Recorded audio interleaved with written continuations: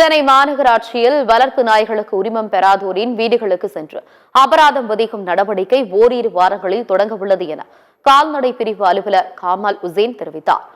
சென்னை மாநகராட்சியில் மொத்தம் 1.80 லட்சம் தெருநாய்கள் இருப்பதாக கடந்த 2024ஆம் ஆண்டில் கணக்கெடுக்கப்பட்டது.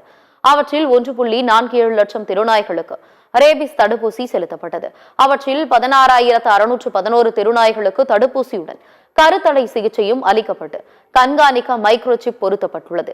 எஞ்சிய 33,000 தெருநாய்களை கண்டறிந்து தடுப்பூசி செலுத்துவதில் நடைமுறை சிக்கல்கள் உள்ளன. சென்னை மாநகராட்சியில் சுமார் 1 லட்சத்திற்கும் மேற்பட்ட வளர்ப்பு நாய்கள் உள்ளதாக தெரியவந்துள்ளது.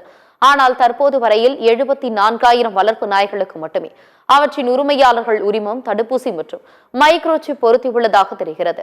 இந்நிலையில் ஓரிரு வாரங்களில் வளர்ப்பு நாய்கள் உள்ள வீடுதோறும் சென்று அவற்றுக்கு உரிமம் பெறாதவர்களுக்கு தலா 5,000 ரூபாய் அபராதம் விதிக்கப்படும் என தெரிவிக்கப்பட்டுள்ளது.